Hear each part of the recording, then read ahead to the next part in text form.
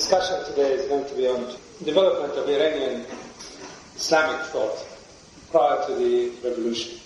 And I want to exclude from that at this moment the writings and thoughts of Ayatollah Khomeini. So there is such a wide spectrum of Iranian thinkers in the post-war period that it's very hard to collect them into or to compartmentalize them into various schools. But there are certain tendencies underlying that.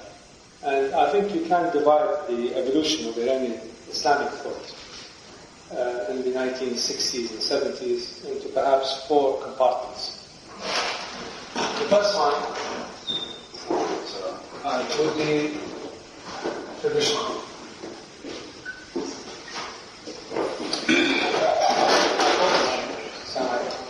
I call this word traditional Islam, not in the Hausa sense. I'm talking here in terms of people, individuals who try to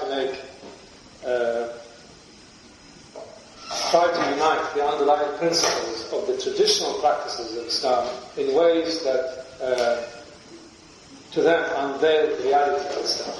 And the most famous exponent of that school is the same message.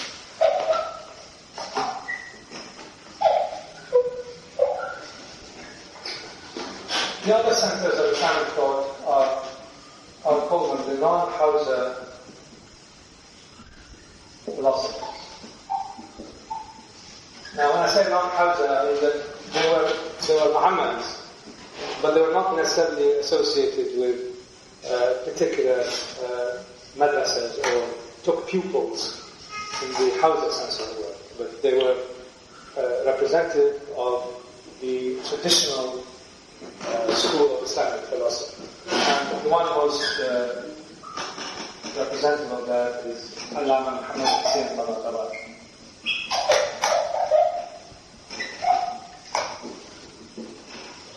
The third school is, I would call them modernist Islamic philosophers. And when I say philosophers, I mean those who chose their philosophical and political program on the back of Muslim philosophy. And the best representative of that is Ayatollah Khomeini.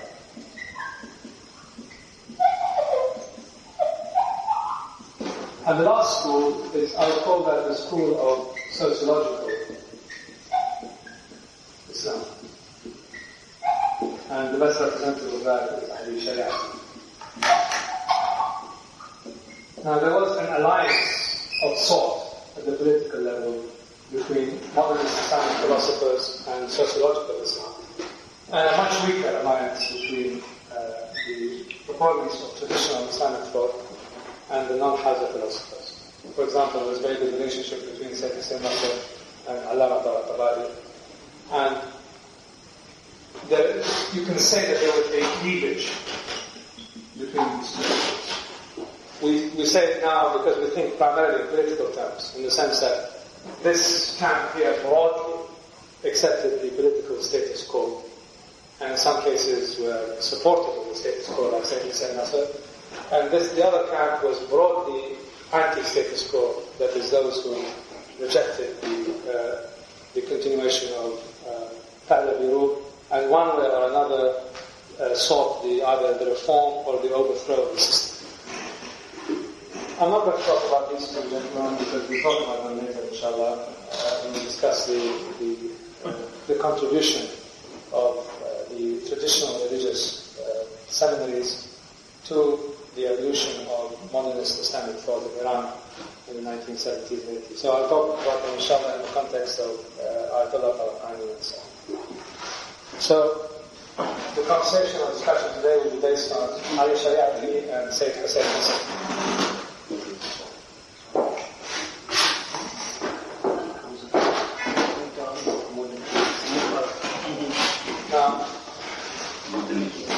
Ali Shariati is a very controversial figure in many ways. Before the revolution, he was seen as the exemplar of the attempt to unify modern sociological and political disciplines, together with a redefinition of Islam in sociological and historical terms. While after the revolution, in the first year or two, he was seen to be as it were,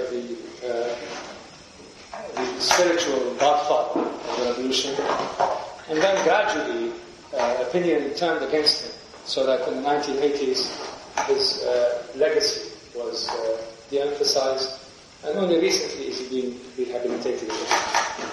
So, in support of what you said, I was in Shemiran, that one is the last point of Shemiran. I had gone to the mountain, I came back, it was Friday, I saw 1,000 people are gathered together. I went, what is it? I saw Ali Shariati-S books in pile. Almost one under one, painting on whatever, each. They were selling. Later on. Well, you'll see why. Ali Shariati was born in Nasr, in I believe in 1937. And he came from a traditional mercantilist background. He was taught in Mashhad in the elementary and high schools there, and went on to the teacher training institute in Tehran, where he graduated in 1960. In 1960, after his graduation, he managed to get a grant or government scholarship to study sociology in France, and he earned his PhD in sociology from the Sorbonne in 1964. Immediately upon his return to Iran, he was arrested at the border. And that was the story of his life. He was in and out of jail, sometimes for short periods, but frequently for several months. And his most recent arrest was he was released just a few months before his death. Anyway, he returned to Iran and was arrested in 1964, released in 1965, and then became a teacher at the University of Nasr, where he taught sociology and political sociology. And after that, he moved to Tehran, where he lectured at the Al-Irshad. Now, this place, you might have come across the name before. It was built by some pious Bazaris, but was handed over, the curriculum of the school was handed over to Ayatollah Mutahhari and Talaqani, and it became, as it were, a hotbed of revolutionary and reformist activity. And it was used as a main pulpit for practically revolutionary positions against the regime. So from time to time, people who taught there, or people who lectured there, or people who attended the Husseiniya were subject to either scrutiny or arrest by the Secret Service, the Savak. But the Husseiniya played a very large part in introducing the ideas and the ideals of reformist or sociological Islam, and was, I believe, various lectures there that were given by Ali Shariati, who seems to have been a very powerful, a very charismatic speaker. I mean, I have not heard his tapes, but I've heard them because I don't know Farsi. I've been told that his talks were extremely mesmerizing. Only once I have this, I saw him in this presentation. How was his talk? Very quickly. Really? Yeah, it speaks really fast. I've not heard him say. But that's what I've heard people who have. I saw him on the screen. Anyway, his works became quite popular, extremely popular, and towards the end of the 1970s, before his death, his books were regularly on bestsellers. He was arrested in the mid-70s for about 18 months, released in 1975, March 20th, 1975, and stayed in Iran for a few more months before he discovered that he couldn't really continue his writing and his teachings, and left for England. A few weeks after he came to England, he died. Some people say he was killed by the Savak. They poisoned him. Savak poisoned him. The British police say he had a heart attack, so you can believe whom you want. But just these are the facts. If you're an Iranian, you would say he was poisoned. I mean, I wouldn't be surprised if he was poisoned. It's quite within the abilities and competence. And he left the country With the false passport, not with his own passport. But he can't do anything. They kill him. And I'm not really that concerned about his biography.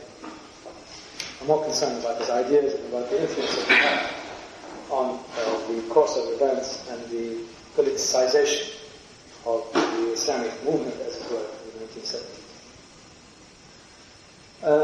He has really a huge number of essays. He's more of an essayist and a commentator than I would say an original thinker. His originality, if you want to call it that, is primarily his ability, the ease with which he was able to introduce really quite complex political, philosophical, and sociological constructs, to a large extent derived from a very deep knowledge of the Western intellectual tradition, and marrying them with certain aspects of Islamic history and Islamic thought that created a kind of unique and very attractive approach to Islam. In the 1960s and 70s, you had this massive generation that had been huge bulge of the population that was put through modern education systems throughout the Muslim world. And they were faced really with the challenges. We've come across that many times before. The challenges of trying to relate to themes of the modern world with traditional Islam. And most of them found that the traditional formulation of Islamic thought was inadequate to galvanize them. So there was a massive intellectual vacuum in the 1960s and 70s, where on one side you had the traditional legalistic, inner-oriented world of the houses. You have modernizing societies led by secularized and westernized elites on the other side. And in between you had some timid attempts to create an intellectual ethos, as it were, that was rooted in Islam and that was attractive to young people, who became increasingly alienated from the worldview of Islam because of their immersion in Western intellectual tradition. And the beginning of the counterattack, as it were, started to some extent by Muhammad Baqir al-Sadr in his life. But as I said earlier in my last talk, he wasn't able really to go beyond a very limited audience because of this lack of knowledge, or not lack of knowledge, lack of the breadth of knowledge of the Western intellectual tradition. Ali Shariati is different. Ali Shariati is a person who spent most of his young life immersed in Western thought, and he knew the Western tradition extremely well. He knew it from the earliest Greek philosophers right through to modern existentialists, and all of his lectures and talks are sprinkled with quite erudite and knowledgeable interpretations of major Western philosophers or Western intellectuals. So you find that in his talks on whatever he was writing on, most of his energies were devoted to either elaborating the Western intellectual tradition or refuting parts of it. So if you want to put the balance, as it were, if you want to summarize his thoughts, it was an attempt to create an Islam that was intellectualized in the Western sense. So it was an Islam as it was being defined by people who are more immersed in the existential philosophies of German idealism than they are in the traditional worldview of Islam. And it is this eclectic mixture of Islamic traditions that was given a unique spirit, a unique interpretation, with its marriage with Western thought, modern Western thought especially, that was quite attractive to a large number of people. Many of his essays, as I said, many of his lectures, or many of his talks are of interest only from a polemical or a political perspective. They're not interesting in terms of elaboration of his ideas, of his worldview. There are a number of them. There are a number of essay-type writings of his that can be seen as those that best elaborate or expostulate on his perceptions. He has an essay called "Where Shall We Begin?" Sorry, a lot of his works have been translated into English and in French, but there is, in fact, some quite good translations produced in the 1980s by Mizan Press. I don't think you've seen that, of his writings. And he was very close to a man called Hamid Al-Dar, who was a Scottish Muslim, and subsequently became professor at Berkeley. And there was a press called Mizan Press that brought out a lot of the writings of Ali Shariati, Ayatollah Barakhani, and Ayatollah Tahir. So he was close to that circle who took it upon themselves to translate his writings, mainly from the Persian. His second language was French. In his essay, Where Shall We Begin? The title itself is quite indicative of his thinking. The title, Where Shall We Begin, is very close to Lenin's famous essay on what is to be done. So it's a play on what is to be done. It's obviously it's aimed at people who may have been tempted by the Marxist tradition. And one of the underlying theses of all of his essays and all of his writings is a form of refutation of the materialist ethos, particularly as it's represented by modern Marxism. Throughout his writings, you find him concentrating on his idealized version of certain key figures in Islam. For example, the person of Abu Dhar. You might have all come across Abu Dhar al-Ghifari, who was one of the companions of the Prophet ﷺ and was one of the prime supporters of Imam Ali. Abu Dhar was known in history for his piety and for his zuhd, that is, for his asceticism, and for his unwillingness to tolerate injustice, to tolerate warmth, to tolerate accumulation of riches, and the kingly principle. Alright, this is Abu Dhar, the historical character. But Abu Dhar becomes a central figure, as it were, in the universe of Ali Shariati. He becomes, as it were, his ideal, his champion against both the forces of reactionary Islam, or what he calls Black Shiism, and the forces of the intellectual denizens of Marxism and socialism. So by appropriating the person of Abu Dhar and giving him the features of the philosophy or the worldview that he believed in, he becomes one of the key figures in the panoply of characters that he uses to illustrate his ideal worldview. Of course, the other figures are Fatima Zahra and to a lesser extent the Imams. But these are the two characters that he latches on in order to hang his worldview over. In his book, Where Shall We Begin, he says, in his attempt to understand the intellectual and ideological background of Muslim people, particularly in Iran, he talks about he says that the greatest tragedy is the gap that exists between the masses on the one hand and the intellectual and social and cultural elites. He says, in the past, those who bridge the gap were the ulama, who, irrespective of the form of knowledge that they had, they acted as a kind of bridge to the masses, and they were not completely isolated from the masses.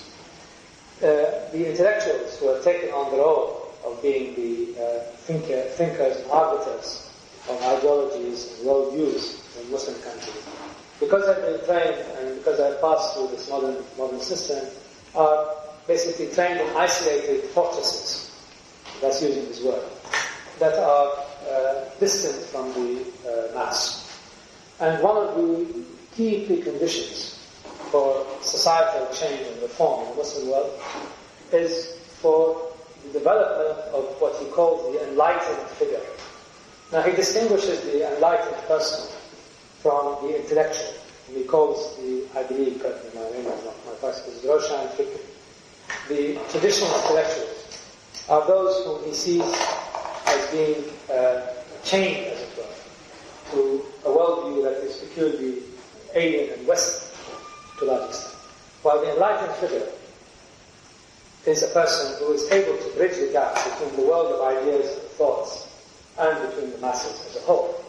And he defines enlightenment here in a certain way. And that is enlightenment, the enlightened person, the enlightened Muslim by inference, although he doesn't use that term, is a person who has awareness of the human condition in its historical and social time. So to be enlightened is to be aware of your activities and actions in the context of historical and social time, and therefore allows that person, the enlightened person, to set forth a chain of events that leads to dynamic action. So the enlightened person is to some extent, is a person who brings the message, is sort of a junior prophet, to society as a whole. Now, this idea that society does not have sufficient awareness and consciousness is not something new, because as you remember, we talked about the Ikhwan Muslimin, and also in terms of the culture and organizational practices of nearly all the Islamic parties.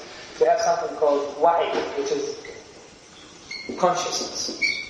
There is an underlying assumption that the people don't know what's going on. They have lost track of their past.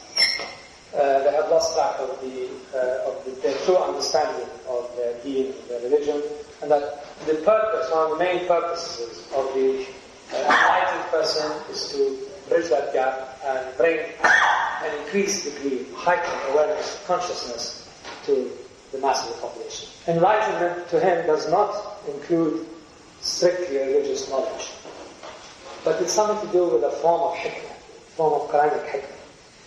And it is this sense that the enlightened person is not necessarily a person who is well versed in the traditional sciences, the traditional religious sciences. Neither is he a person who is seen in academic, scholarly terms as a product of the Western intellectual tradition, is part of the innovation, as it were, in Islamic form that can be related to Shariati. In the person of the enlightened man, or the enlightened woman, he compares to the piety and action of Abu Dhar compared to, for example, the value-free philosophy of Ibn Sina or the strictly academic scholarship of Mullah Sadr. So, the enlightened person who needs to act has to be a person who is aware of the conditions of society, the conditions of people in the society in which he lives. It is therefore, to some extent, culture and civilization specific. That is, you can't be an enlightened person in one country and expect that same degree of enlightenment to be with you when you go to another. For example, we said that Sartre, we always quote Sartre. Obviously, in the 1960s, existentialism was very prevalent in France. He said Sartre is an enlightened person in the Western sense, within the Western context, but he's not an enlightened person in the Iranian or the Muslim context. And catastrophes can happen. Social catastrophes, political catastrophes can happen when people who have been enlightened, quote unquote, in a certain tradition, apply their knowledge and their enlightenment, as it were, in a different social and political context. And this is one of the reasons why the attempts to modernize society is failed. And he brings examples from the Middle East and from Africa and so on, and he mentions that the first generation of African leaders who took over independence, they had been enlightened in the sense that they've all gone to Western universities and so on. But they came to apply their knowledge in societies that were completely alien to the systems which they employed. And the result is catastrophe. Similarly, it is catastrophic to think of, and this is aimed mainly at those who are westernized in Iran. It's also catastrophic for people to posit certain social and cultural policies in an environment which is very alien. We talk, for example, the argument in Iran about the need to change the alphabet. The need to change the alphabet as being one of the preconditions for modernization of Iran. It says it would be a catastrophic change if it took place, because it moved people's concentration on certain key issues to peripheral and secondary issues. Similarly, the whole issue of sexual freedoms and so on that was being propounded in the 1970s in Iran and elsewhere in the Middle East, again, is being emblematic, as it were, of the tensions that could arise if these policies are applied without proper thinking. Again, he talks about the various bonds that have been put together in order to explain the need to maintain societal cohesion. For example, nationalism. He obviously is very much against the idea of the false bonds that come by promoting ideologies that are to some extent taken out of context. And he talks here about the promotion of Berber nationalism in Africa versus Arab nationalism in Africa. He was involved in the Algerian War, not directly, but as being part of the group that was hanging around France Fanon and so on in Paris in the 1960s. And here he says, for example, in the context of a country like Algeria, fanning the nationalist side or national element is going to deflect attention from the concentration on the removal of the after effects, for example, of colonial rule. So he also talks about the fate bonds of religion, that you may have an ummah that is spread out across the world, but this ummah, once it is given a certain spatial term, it has certain characteristics, and these characteristics have to be dealt with by any person who wants to tackle, as it were, the issue of reform and modernization. So he answers basically this essay on where do we begin by saying that we cannot begin without understanding the historical and social setting, and we cannot begin without being enlightened. And by enlightenment, as I said, the person is aware of the historical and social setting. Rereading this essay the other day because I read it some time ago, and it seems to me that he's sort of, in those days you had this thing called barefoot doctors in China. I don't know if you remember that. In the 1970s, one of Mao Zedong's experiments was to flood the countryside with people who are partly trained in medicine. And there was this talk about barefoot doctors going around tackling social and medical problems of the population. And here he thinks of really a kind of army of free-thinking intellectuals who sort of go around, march around the countryside, march around the urban areas, basically to raise the consciousness of the population in order to get them to think more about their condition. He, of course, explicitly rejects the possibility that intellectuals or Roshan Fikris should rule, that political power is not necessarily the purpose of this. So, here we have again a kind of idealized version of what the requirements are for the conditions for modernity within Islam. Although frankly I was very hard to find anything about Islam in a lot of his writings. Only his later writings we understand a bit about Islam. There's a lot about the persons in Islam. But his Islam, as I said, is extremely eclectic. So he also has praised people which I find rather unusual. People like Radha Krishna, who you might know was a famous philosopher, Hindu philosopher, who was also professor of Eastern religions at Oxford and became president of India. And he was saying that the West generally responds better to people who are immersed in their own traditions, who can explain their traditions to the West, rather than meeting people from different cultures and civilizations who try to hate them. Basically, I believe what he was calling for is more people like him who are able to present Islam in a way that is authentic, but not alien to the universal traditions or the universalist pretensions of the Western intellectual tradition. What's the name of this person? Radha Krishna. Radha Krishna. Now, Radha Krishna is, by the way, doesn't say very flattering things about Islam, so I don't know why you'd use that, because obviously I don't think you read most of his works. Now, Here Krishna has leadership. No, this is Radha Krishna. He's a president of India. He's part of the... Oh, Radha. All in one.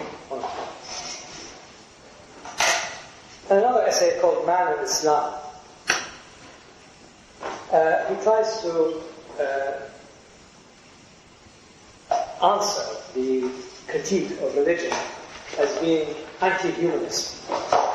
That is, humanism, where man is a measure of things, the happiness and welfare of man, through man-made contrivances and through man-made systems of thought, he claimed is the governing creed in the world. And within that creed, religion is defined as anti-human and therefore should not play a part in the evolution of human thought. And here he talks about the usual arguments made against religion by humanists, that it makes man bow to a higher authority, and this restriction on man's freedom is insufficient to warrant his continuing subservience, as it were, to religion. He goes back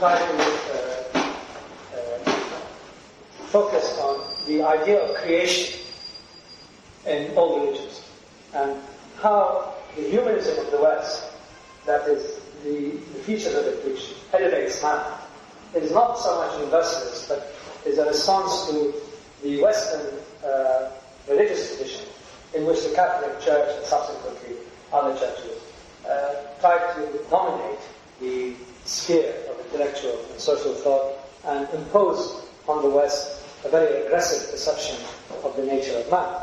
And here he contrasts Islam, or the Islamic perception of what man is, with the Western tradition. And here he says, for example, that if you look at all the theories of creation, the ones that are literal must be rejected. The Bible, for example, has a literal interpretation of how creation happened. It happened in certain mechanistic ways. It was to a large extent. He says, for example, and these are usual arguments, that man in the Quran is a person who is given divine status, or near divine status, by Allah subhanahu wa ta'ala, giving him the khilafah, giving him his viceroy. Man in the Quran is a combination of base element, which is clay, and the spirit of creation, Allah's breath. Man in the Quran is taught the names, that is, he's taught all the aspects of phenomena. Therefore, Quranic man is entirely different from the man that appears in the Western religious tradition. And therefore, man in the Quran, inasmuch as he is elevated and given the divine protection, is in fact an honored and noble being, and therefore a proper understanding of Islam necessarily brings us to a humanist acceptance of Islam. That Islam is a humanizing ideology, a humanizing worldview. Again, he talks about the nature of equality between the sexes, and therefore humanity has both male and female features to it. And he compares, for example, the treatment of women in Western philosophies, including most recently, for example, Nietzsche's theories on women as being entirely separate creatures who are gradually humanized. So his conclusion in this essay, Man in Islam, is that man is not subservient in the way that Christian man is subservient to a vengeful God, and that he is a friend and a Khalifa of Allah subhanahu wa ta'ala. And therefore, in this sense, Islam has a humanist aspect to it that stands very much inside of man, and the man versus man as a noble being versus man as a servile, dependent being. In another essay on understanding Islam, he comes up, I think, with his major philosophical or ideological contribution, as it were, to Islam's thought in the 70s. He equates, he has very facile, and this is true amongst, unfortunately, most of our intellectuals, there's a very facile knowledge, interpretation of Western history. I mean, he sees Western history really in terms of the traditional interpretation of Western history by historians who have now been discredited and who are not given the full story. But there was dark ages in the West. The West was living through a very dark period, and then through a series of changes in perceptions and worldviews, the modern, dynamic, technologically based, science-oriented West was born. So you have, as it were, a progressive dynamic West, a good West, and a bad West, which was associated with the church and the bad old days. And this kind of facile description of Western history was very common in the 1960s and 70s, until, of course, major research came about the nature of the Middle Ages and medieval society in the West, which really debunked this theory of being backward, dark times and light times. But anyway, so he said that the stagnation of the West and the Middle Ages was really due to their acceptance of a worldview which is based on Aristotle, which was patently false. And therefore, one of the ways in which the West managed to rejuvenate itself is by dumping one way of looking at the world for another. So, changing methodologies, as it were, of history is a condition for reform and dynamism. So, in his essay on understanding Islam, he was mainly concerned about how do Muslim intellectuals change their perceptions or their system of thinking in order to come up with an Islam that is vibrant, dynamic, progressive, rather than an Islam that is reactionary and backward-looking. And he says this has nothing to do with the degree of genius, as it were, of contemporary thinkers versus traditional thinkers. He says Aristotle was a much greater genius. I don't know why he says that, but he does. Then, for example, Roger Bacon or Francis Bacon, who were founded, as it were, of the scientific method in the West. And irrespective of the fact that Francis Bacon was a lesser thinker than Aristotle, nevertheless, his thoughts were more correct than Aristotle. So, if you look at the world, in Aristotelian terms, let's say in the realm of physics, that the universe is made out of fire, earth, water, and so on, and air, and build a cosmology on that, then that cosmology is wrong. So you're going to get wrong results. You're not going to get correct technological results. You're going to get correct solutions to technological problems, to the problems of health, medical conditions, to problems of engineering, and so on. It's just the wrong physics. Now, the guy like Francis Bacon comes up with right physics, or Roger Bacon comes up with right. That is a correct approach. So the change in methodology that the West used by jettisoning one worldview for another was a precondition for the breakthrough, the economic, social, cultural, and political breakthrough. That's what this essay understands this. He says, therefore, we cannot commit really to only one way of viewing Islam. Islam as a civilization has to be related to the methodology, the correct methodology of viewing it. And he divides really the difference what he thinks between the change in mental perceptions required. For example, he says that the traditional way of viewing, for example, spiritual experiences or the experiences of ideas is through ma'rifah and gnosis or tasawwuf. The correct way nowadays is not with tasawwuf but with philosophy. In the past, you looked at the world from a legalistic, jurisprudential, fiqh perspective. The correct way to look at it is through a sociological, historical, and psychological perspective. And in this process, he comes up with certain critiques of the way in which Islam has been presented, and that without change in perceptions, the traditional viewpoint as to what Islam is bound to lead to continuing stagnation and backwards. So he talks about how do we begin the process of establishing a new methodology, as it were, of Islam, and what are the components of this new methodology.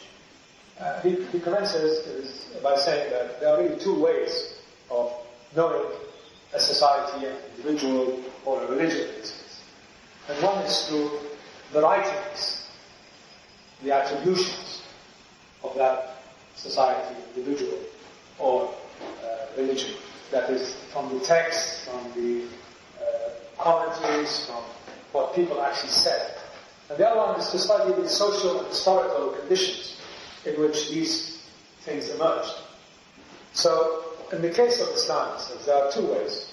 Therefore, the two is to study social and one is through the writings, one is through the documentary evidence. What are the writings of that person? well, what did that person say about this or that? Or what did the Prophet say about this or that? And the other one is to understand the social and historical conditions. In the case of Islam, that really translates into two things. One is to study the Quran, which is the text of Islam. And the other one is to study the history of Islam. So the starting point for a new methodology of understanding Islam is to focus on the Quran Kareem and to focus on the history of Islam.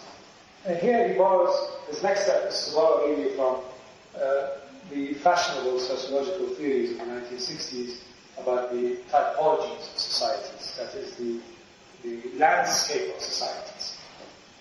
Now, the typology of Islam, he divides into, of anything actually, of any religion, he divides into 5 categories. 5 or 6 categories. One is that religion's understanding of what is God or the Godhead.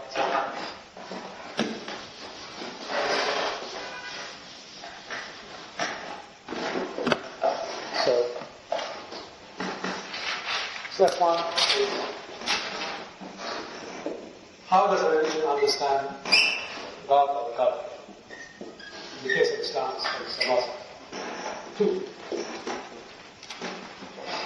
what are the books of that religion? In the case of Islam, it's the Quran. In the case of other societies, Judaism, it's the Torah, and so on. What are the books or the sacred texts? All this is really moving towards, as it were, a sociology of Islam. Third way is to see if that religion has a prophet or a messenger, and what kind of prophet is he? Is he a prophet for a few? Zoroaster, for example, was a prophet for a few. Prophet Moses was a prophet for a particular race, and so on and so forth. What is the nature of the prophet? What is his relationship with society? What's his relationship with the ruling classes? What's his relationship with the population itself? 4 is prophetic address. How did that prophet deal and talk with people? On what basis did he announce his, or enunciate his prophecy? And lastly is, who are that prophet's followers? So in the case of Christianity, for example, you can understand Christianity by understanding, say, the Acts of the Apostles or St. Paul or people like that. Now, applying this typology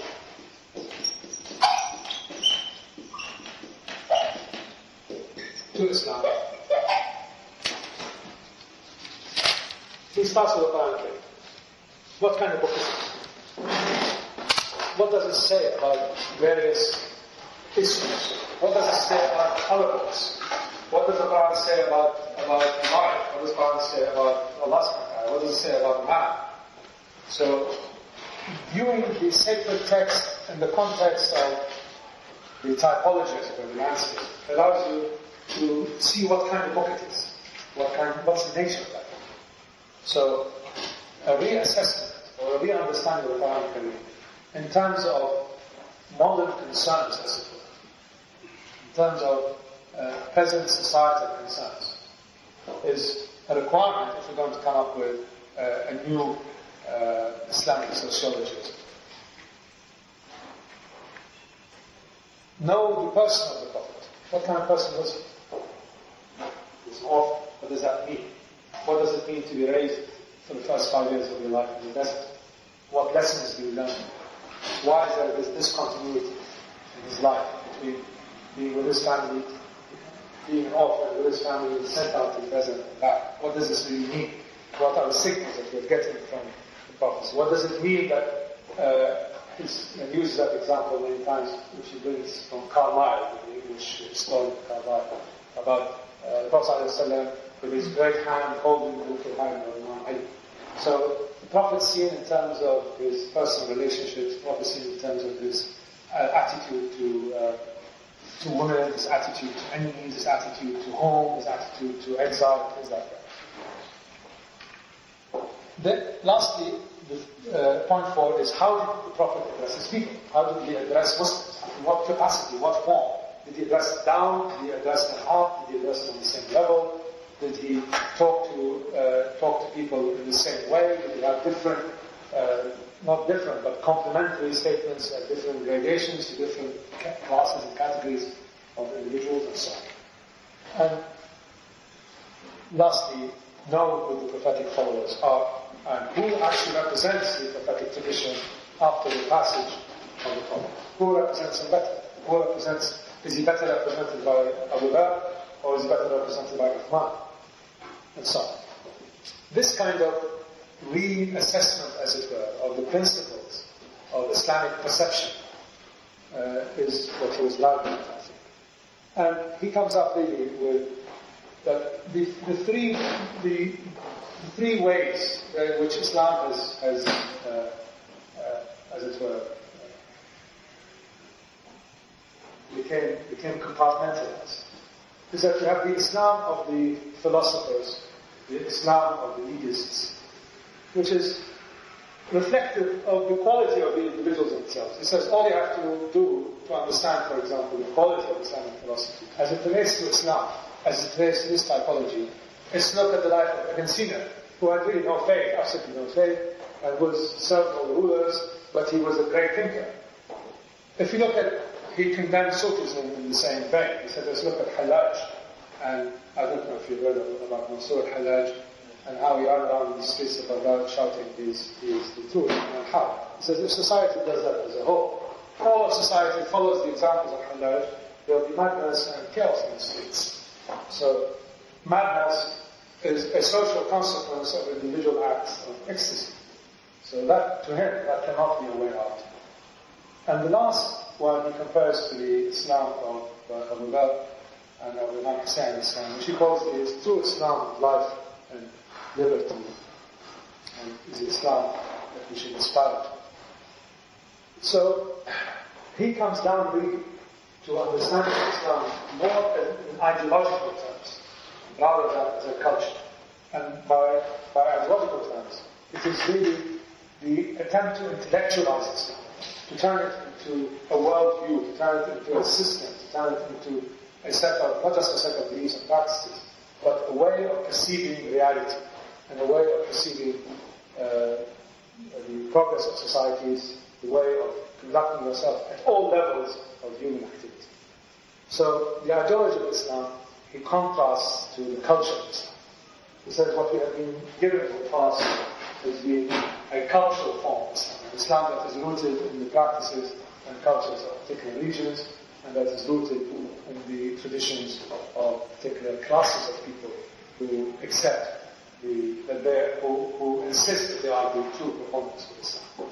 So, we have here the Islam of the intellectual, which is what he wants, the ideology of Islam, which he then talks about the philosophy of the nectar, and I'll come to that later. Versus the Islam of the ulama, the Islam of the madrasas, the Islam of the popular folk, which is mainly customary, or in the case of ulama, technical and legal. So that he wants to replace that Islam with Islamology. He uses that term in French. So Islam moves into Islamology. And by Islamology, we're talking about the teaching and the acceptance of Islam as an integrated system of economics, of sociology, of religion, of philosophy, and even of art and literature. And when Islam moves from being an ideology, which is what he associated with being the ideology of obviously Islam, and so on, to being a culture and a legally based set of knowledge, it lost its power for movement, for commitment, for responsibility, and for social address. So, the ideology of Islam, that is Islam seen as an integrated worldview, is again a precondition for the revival of Islamic civilization. So, we move from Islamic culture, Islamic traditions, to Islamic ideology. Now, how does the ideology come about? And here it talks about the infrastructure of the ideology. What are the requirements for creating the ideology of Islam. First of all, is to have a consistent, integrated, coordinated worldview. And that worldview can be instinctive, as in the case of Oliver, who is aware, a person who is aware of his deen, is responsible, is committed, or it can be one that follows from being unfaithful or being undirected. And he again contrasts Oliver with Ibn Sina. Of course, rejecting one and accepting the other. The other element of the infrastructure, as it were, of the ideology of Islam, is to have a new definition of what he calls philosophical anthropology. That is, we have to ask ourselves, what does being human mean in Islam? What is a man? What is a function of a man in Islam? What must he be in order to meet his potential? So he calls that philosophical anthropology.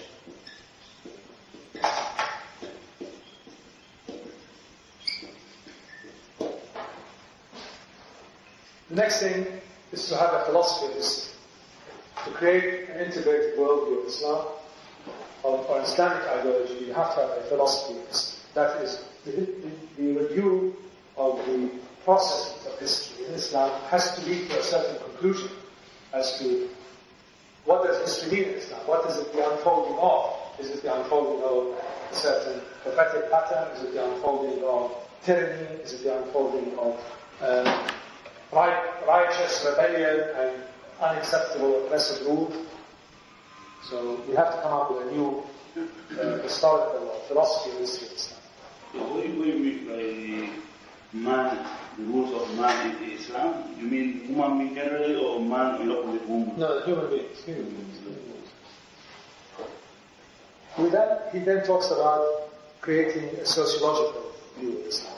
Sorry, when you say that we need to come up with a new history of Islam.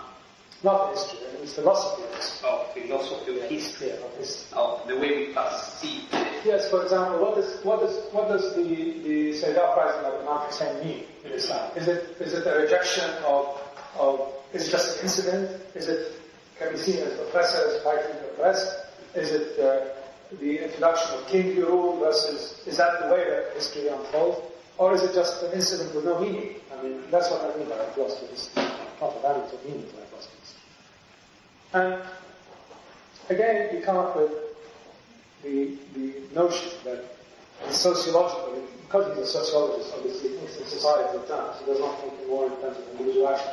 He thinks in terms of how we redefine the meaning of Muslim society. Is Muslim society a society of people who profess a certain practice, or is it Muslim society a society of people who are committed to the ideology of Islam? And from there he builds up, as it were, from the worldview of Islam, which is the infrastructure, he builds it up gradually through a new sociology, through a new philosophical anthropology, through a new philosophy of history, into a kind of ideal society. What does Islam say about the ideal society? What is the ideal society of Islam? What is the target for which we are aiming? Of course, the whole idea of looking for ideals, define metaphysical concepts of what ideal is obviously very much against the spirit of the age, against this Western thing. But it goes back to the attempt by the German idealism to create certain prototypes. It's very platonic. Too much DNA today. Sorry? Too much DNA and Too much DNA. It's not me, it's him. And then from an ideal society, you come up with the ideal prototype. Who is the ideal man? What is the model of the ideal man? If we say the model of the ideal man is Mahdi alayhi salam, what does that thing mean in terms of our worldview of Islam as we progress on these various G's, as it were? My question is on new still ideal society, ideal man. Yes.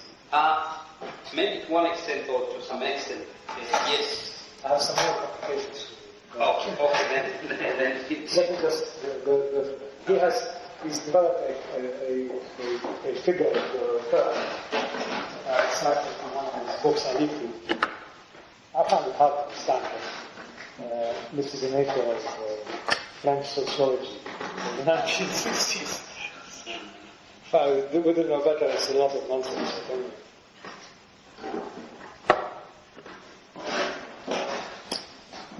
In Islam,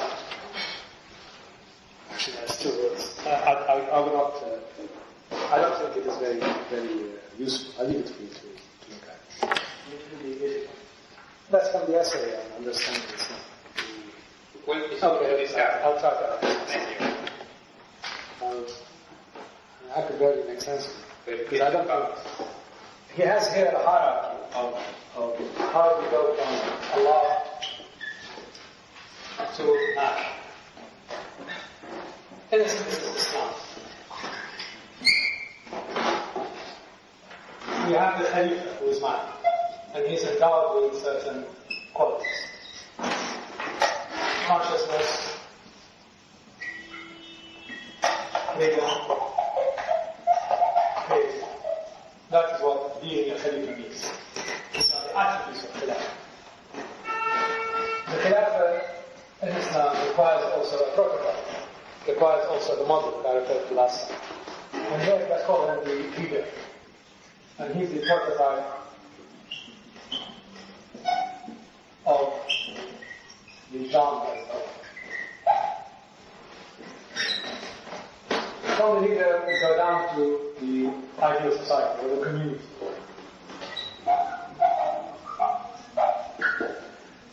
And the Muslim community are based upon, he calls it books, in this case the Quran, scale, which is the law of justice, and iron, which is military might and technology.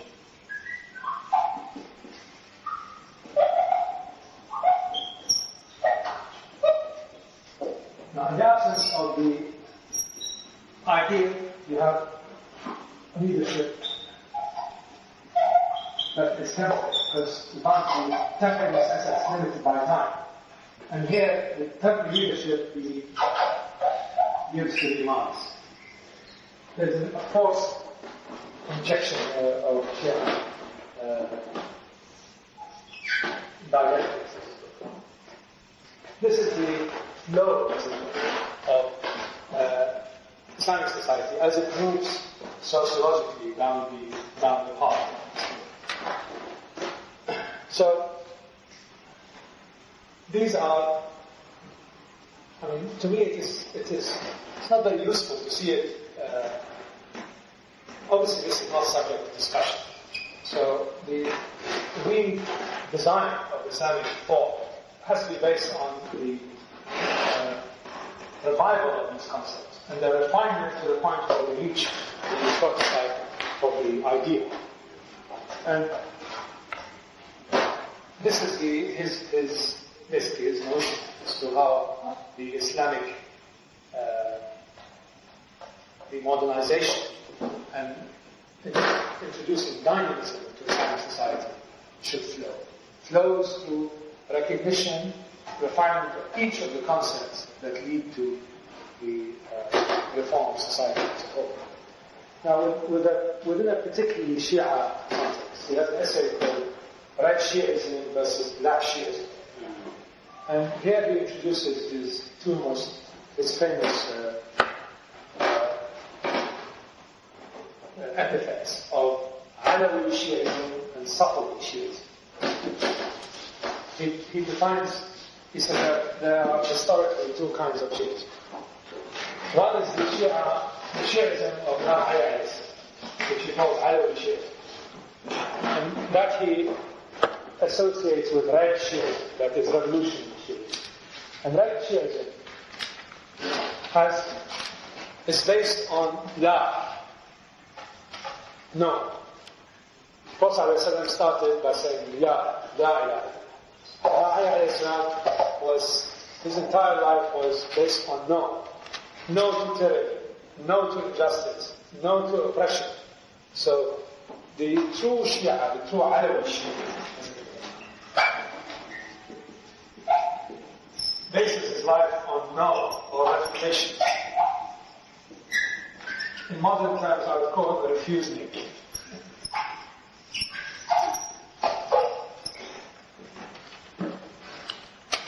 Imam Ali to him equals justice and the service of the oppressed. So he has certain categories. The heroes of Alawi Shi'ism, which he equates with representing the rights of the oppressed.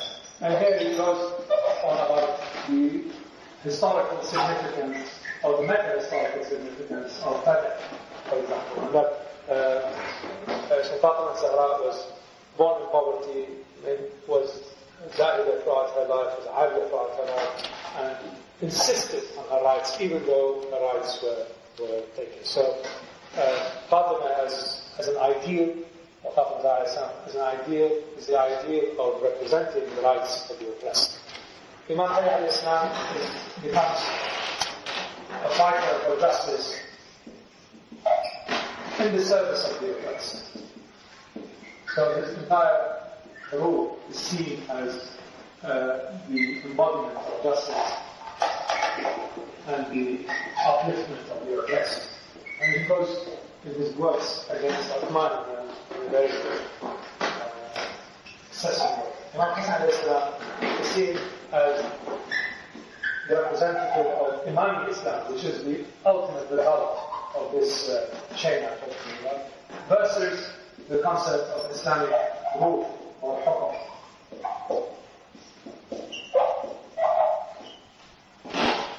Imam Islam is seen in the context of martyrdom as being freedom for the oppressed.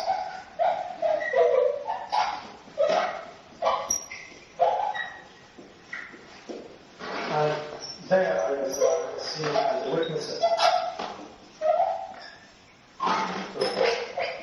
So he has made out of the debate a kind of ideals, as it were, of people who stood up for justice, for the rights of the oppressed, for freedoms, and so on.